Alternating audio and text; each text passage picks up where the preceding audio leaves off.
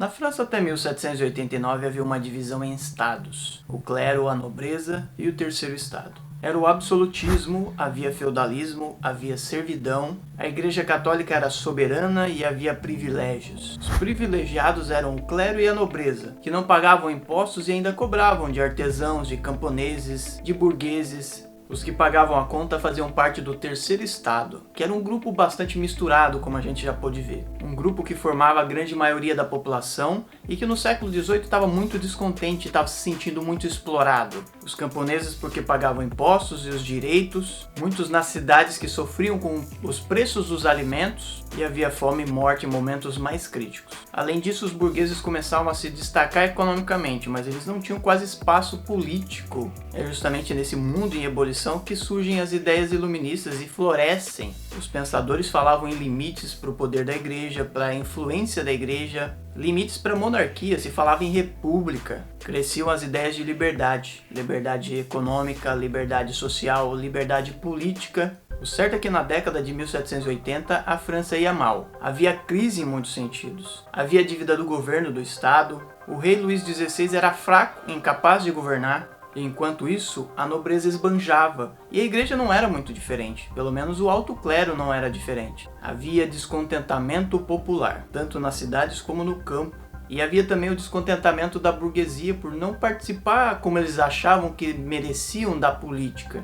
Isso tudo levou à convocação dos Estados Gerais em maio de 1789. Uma convocação que o rei foi obrigado a fazer, ele não queria fazer, não era um desejo do rei fazer essa convocação. E é justamente ali que ficaram evidentes os conflitos, as diferenças de interesse. O clero e a nobreza não queriam abrir mão dos seus direitos, de seus privilégios, enquanto isso o terceiro estado não queria mais ser explorado. Nesse contexto havia o voto por estado, não por cabeça, o que dava vantagem aos já privilegiados, porque eles eram 2 contra 1. Sem chegarem a um acordo, as tensões foram crescendo, tornaram-se manifestações que culminaram finalmente com o movimento revolucionário. O primeiro passo da revolução foi a tomada da Bastilha, que era uma grande prisão, uma velha prisão símbolo do absolutismo. E ela foi posta abaixo no dia 14 de julho de 1789. Dali em diante já não tinha mais volta. Foi uma sucessão de eventos, muitos deles violentos, eventos que colocaram monarquistas e republicanos cada vez em lados mais opostos. Até tentou-se uma monarquia constitucional, onde o rei respeitaria as leis, onde ele trabalharia para o povo. Mas apesar dele aceitar formalmente isso, ele nunca se contentou com a nova situação. E é nesse sentido que ele procurou ajuda nos reinos vizinhos, ele tentou dar um golpe, ele tentou voltar ao que era. E aí ele tentou fugir para o exterior em junho de 1791.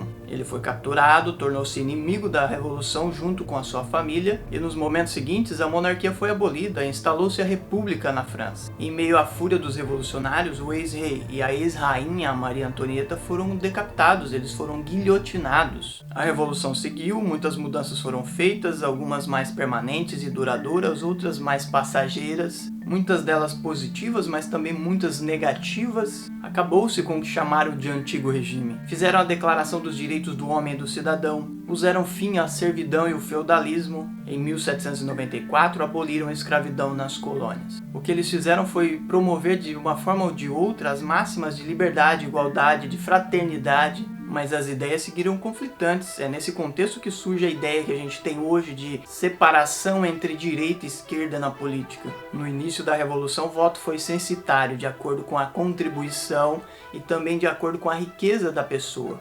Ao longo do processo, o voto se tornou universal, pelo menos universal masculino, para os homens. Mas isso também não durou muito, porque a década revolucionária terminou do jeito que começou, ou seja, restrito o voto a um grupo de elegíveis e eleitores, um grupo restrito, limitado. Voto esse, aliás, que não era para as mulheres ficaram sem votar durante toda a Revolução e continuaram sem votar mesmo depois da Revolução por um bom tempo.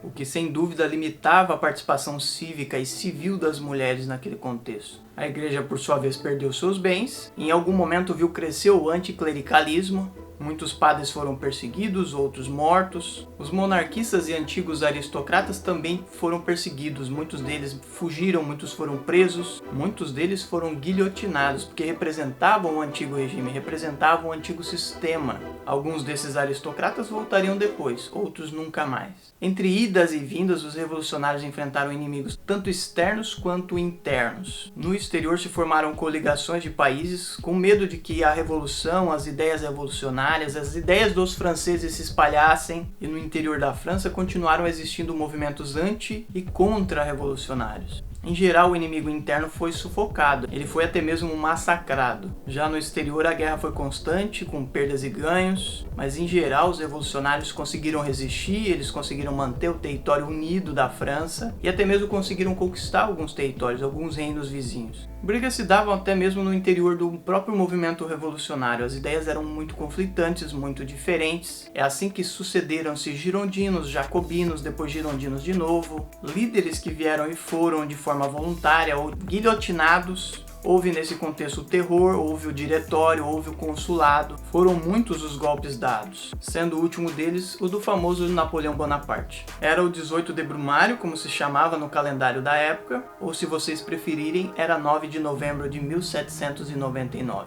Começava então a Era Napoleônica e tinha fim a Revolução Francesa. Uma revolução intensa, com momentos e ações questionáveis, mas também com avanços importantes, com momentos positivos a serem considerados. Infelizmente, o povo que tanto contribuiu no começo, viu sua participação política cada vez mais diminuída. O povo perdeu voz e perdeu lugar na revolução. Lugar que foi tomado quase exclusivamente pela burguesia. Mas muitas outras mudanças viriam com Napoleão Bonaparte, especialmente com o retorno à monarquia, no caso o Império, mas isso já é assunto para outro vídeo, tá bom? Espero que vocês tenham gostado, se gostaram vocês curtem, compartilhem, mandem para os amigos de vocês, não deixem de comentar, de interagir com a gente, mandar as perguntas de vocês, não deixem também de apoiar o nosso canal, vai ficar o link no card e na descrição. A gente se vê no próximo vídeo, um abraço para vocês e tchau!